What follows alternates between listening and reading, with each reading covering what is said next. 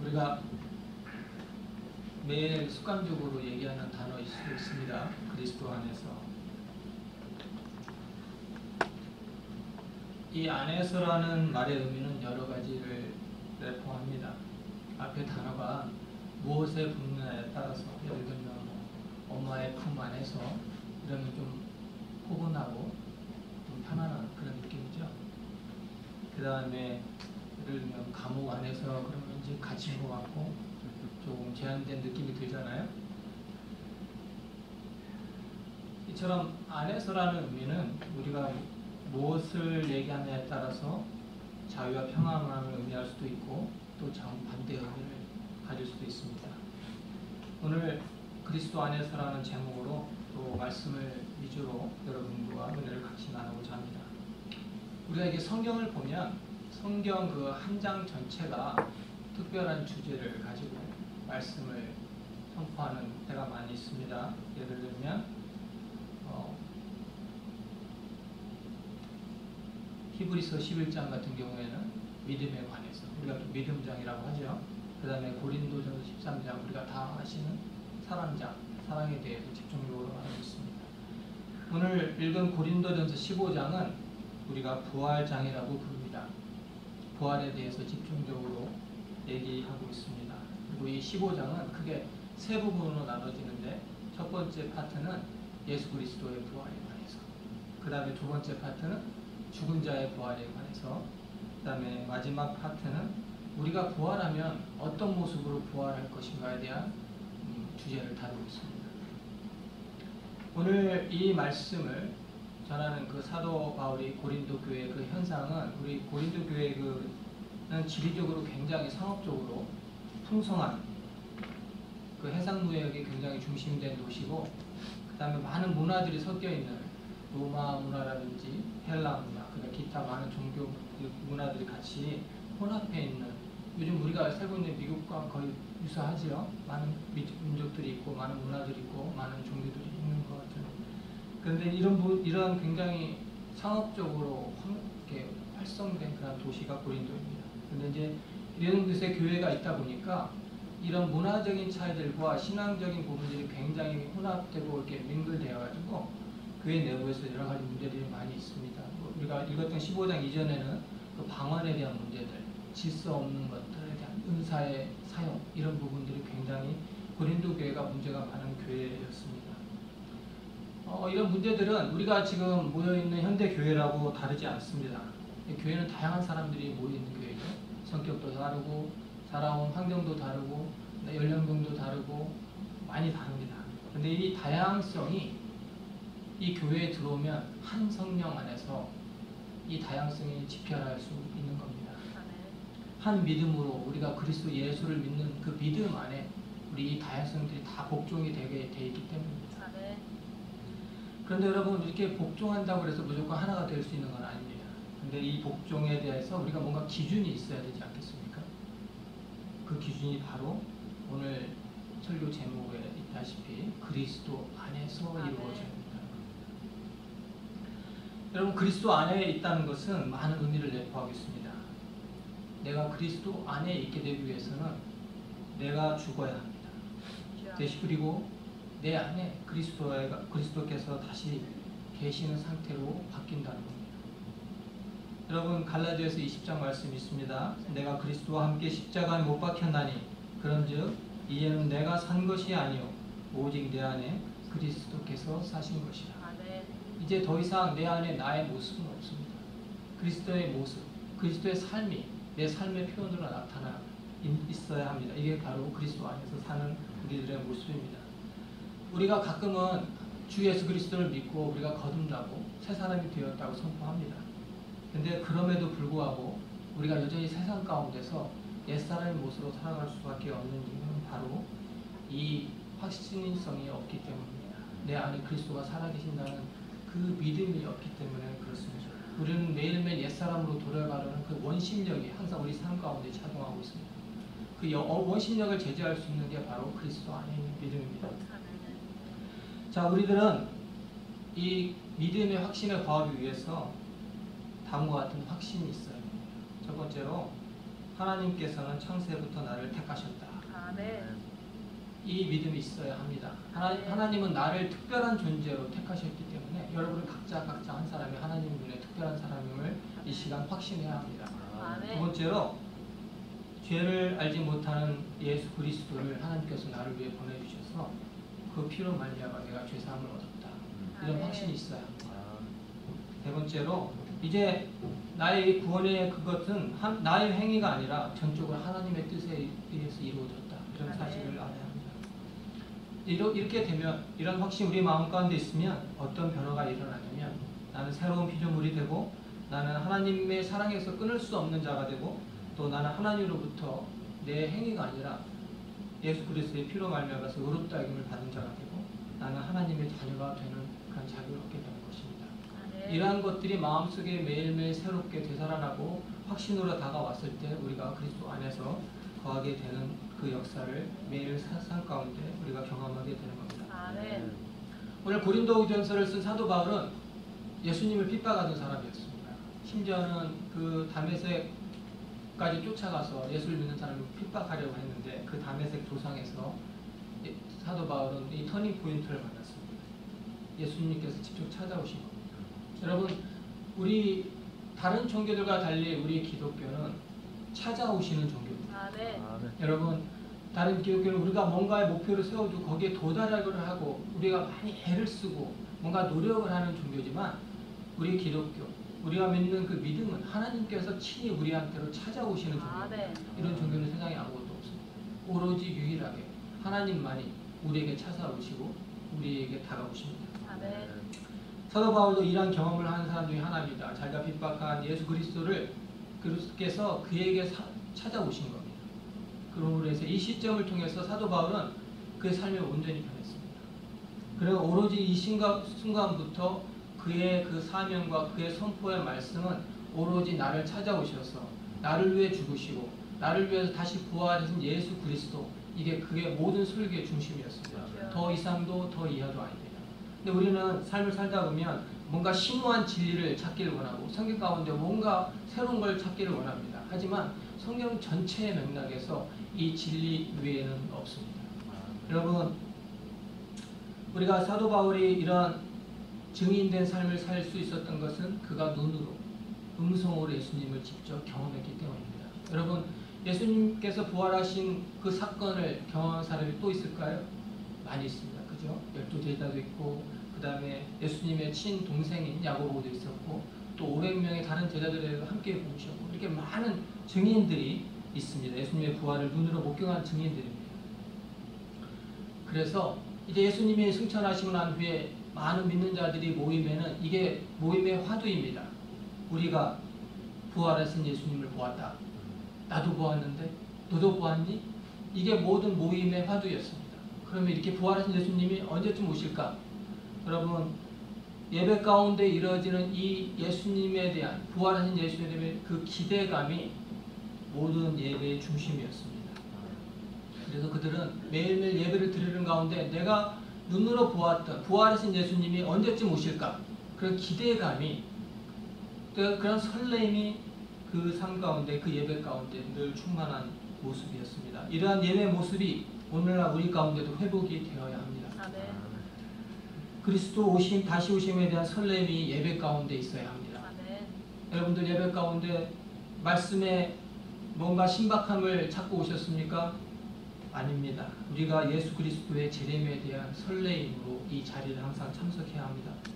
여러분들, 그렇지 않게 되면 예배의 그런 자리가 복을 비는 자리로 바뀔 수 있고 또 예배가 세상에서 성공하기 위한 수단으로 전락해버리기가 쉽습니다. 여러분, 스스로 우리가 질문을 해봐야 됩니다. 여러분 기도 가운데 얼마나 많은 부분이 나의 문제의 해결을 넘어서 하나님의 뜻이 이루어지기를 소원하고 있는지 우리가 한번 돌이켜볼 필요가 있습니다. 예배는 예수님에 대한 간절한 기다림입니다. 그런데 이 간절한 기다림의 근간이 바로 부활 신앙입니다. 부활하신 예수님을 믿는 그 신앙입니다. 여러분, 이 부활에 대해서 얘기를 하려면 우리가 죽음을 반드시 이야기해야 되고 죽음의 문제는 바로 죄로 연결되기 때문에 매주마다 다루어지기 어려운 면이 있습니다. 우리는 축복의 말씀을 원하고 우리는 죄의 말씀을 듣기를 굉장히 불편해합니다. 하지만 우리가 부활을 다루기 위해서는 반드시 죽음이 존재되어야 합니다. 죽음은 모든 사람들한테 어쩔 수 없이 다가오는 그런 운명과 같은 것입니다. 사람은 죽게 되어 있습니다. 죽음 피할 수 없습니다. 그런데 우리가 이 죽음을 맞이하는 두 가지 선택지에 놓이게 됩니다. 이 죽음이 시작인 사람과 죽음이 끝인 사람, 이 두 가지로 나눠집니다. 여러분은 어느 쪽이십니까?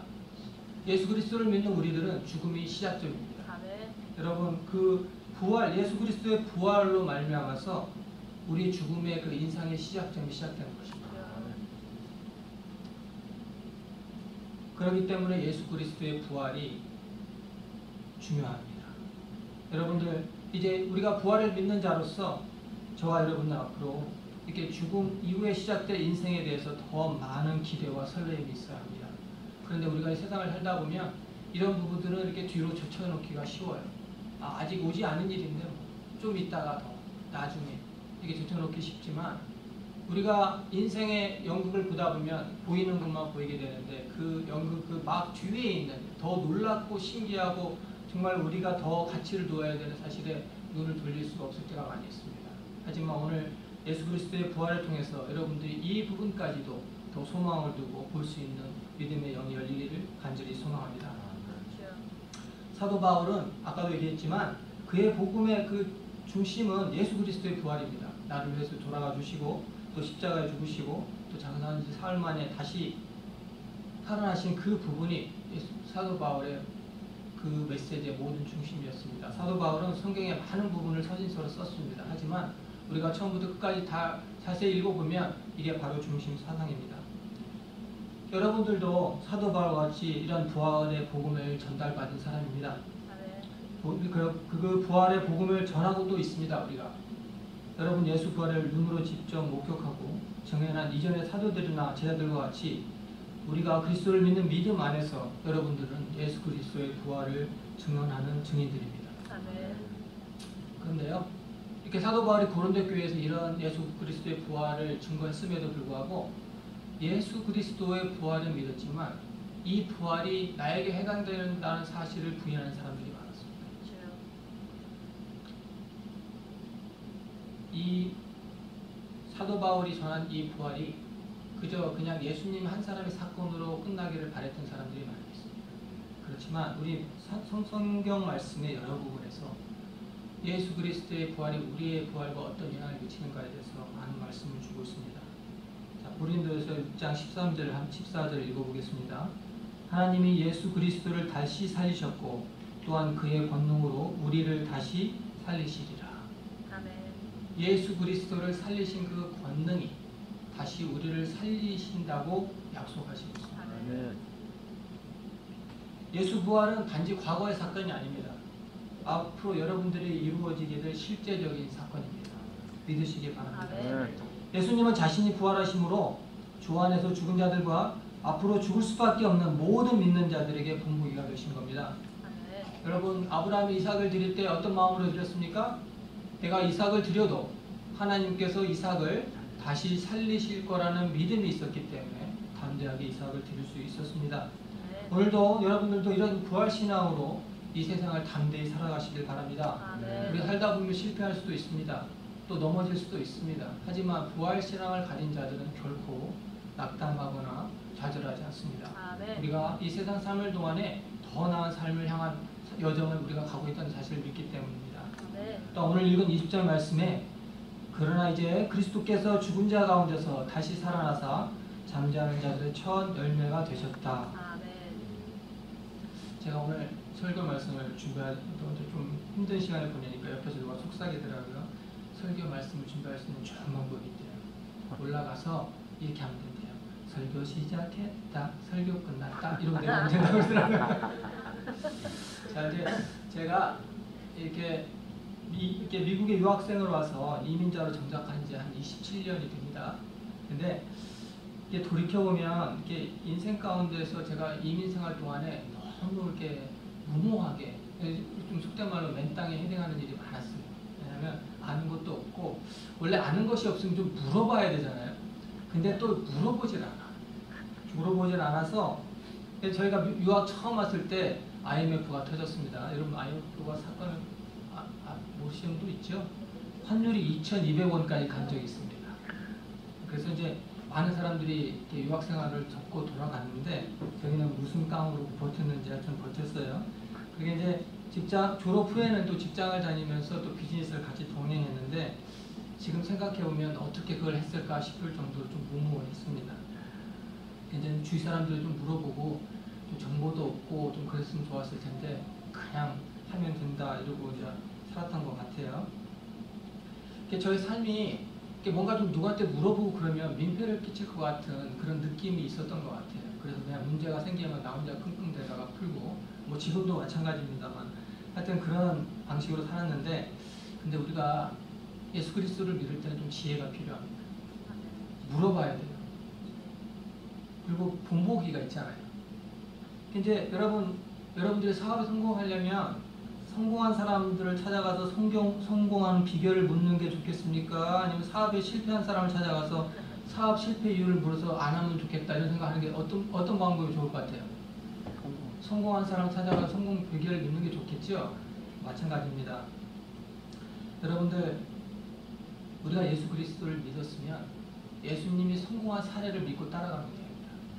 예수님께서는 부활하셔서 부활의 열매가 되었어요. 우리는 그 수혜자가 되면 됩니다. 어떻게? 믿으면 됩니다. 아멘. 자, 이제 제가 지금부터 성경 말씀을 좀 몇 가지 소개해 드릴 텐데요. 그 말씀을 통해서 여러분들이 부활이 나에게 어떤 영향을 이렇게 할 수 있는지 한번 생각해 보시는 시간을 갖도록 해주시면 좋겠습니다.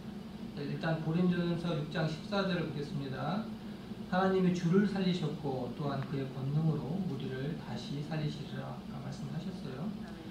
그 다음에 베드로전서 1장 3절에 보면 아버지 하나님의 많으신 긍휼대로 예수 그리스도를 죽은 자 가운데서 부활하게 하심으로 말미암아 우리를 거듭나게 하사 산 소망이 있게 하신다 이런 말씀이 있고 로마서 8장 11절에 예수를 죽은 자 가운데 살리신 이의 영이 너희 안에 거하시면 그리스도를 예수를 죽은 자 가운데 살리신 이가 너희 안에 거하시는 그 영으로 말미암아 너희의 죽을 몸도 살리시리라. 아멘.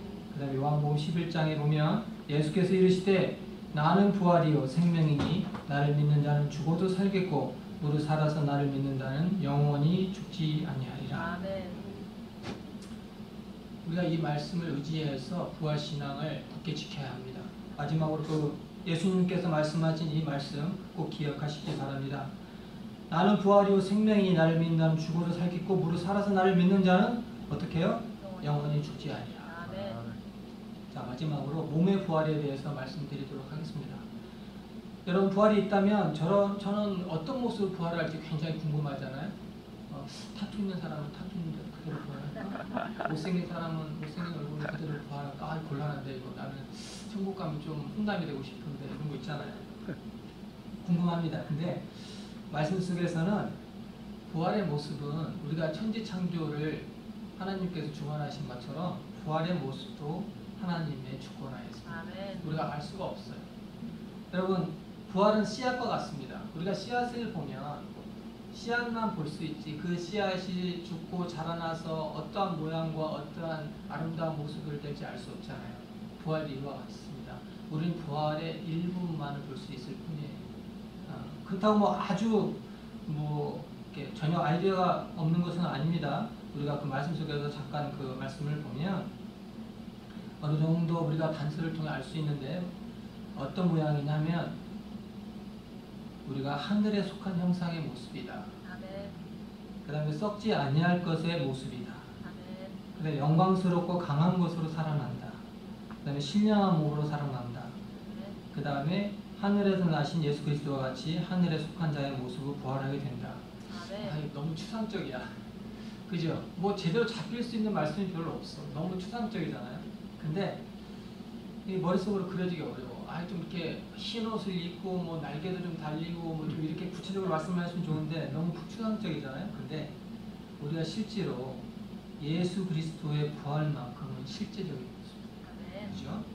부활하신 예수님을 만져보기도 했고 부활한 예수님과 식사도 같이 했고 또 부활하신 모습님의 그 모습을 눈으로 직접 보는 그런 예수 그리스도의 실제 모습을 보는 증인들이 있습니다. 우리는 그 증인들의 말을 통해 전해지는 그 말씀을 믿는 거죠. 아멘. 여러분, 모든 건물은 기초가 튼튼해야 그 위에 지어지는 건축물도 안전합니다. 그죠? 예수 그리스도가 부활하심을 믿는 이 부활 신앙은 여러분의 믿음의 기초를 굳건하게 하는 겁니다. 아멘. 이것이 없이 지어진 어떠한 곳도 모래 위에 짓는 어리석은 그런 건축물과 같습니다. 여러분, 인생의 비바람이 불고 또 고난의 파도가 휩싸이게 되면 모래 위에 지은 집은 이내 무너져 내리기 때문입니다. 이 시간 여러분, 부활하신 예수 그리스도를 기초 삼고 또 그리스도 안에서 참 자유를 누리며 사는 저와 여러분이 되시기를 간절히 소망합니다. 아멘. 다 기도하시겠습니다. 하나님 감사합니다. 저희들 마음 가운데 예수 그리스도의 부활의 소망을 지니고 살아갈 수 있는 귀한 은혜를 주시며 감사합니다. 아멘. 주님, 이 부활의 소식을 통하여서 저희들의 삶이 더욱더 풍성해지고 저희들의 삶의 목표가 더욱더 높은 곳에 있음을 이 시간 고백합니다. 아멘. 하나님께서 저희와 함께 계심으로 저희가 그 사랑을 입은 자로 또 예수 그리스도의 그 부활을 저희가 경험할 수 있는 자로 저희들의 자격을 승격하여 주시며 감사합니다. 아멘. 하나님, 저희 마음 가운데 이 믿음이 사라지지 않고 굳건한 반석으로 남을 수 있도록 성령님께서 늘 함께하여 주시옵소서. 아멘. 감사하며 예수님의 이름으로 기도했습니다. 아멘.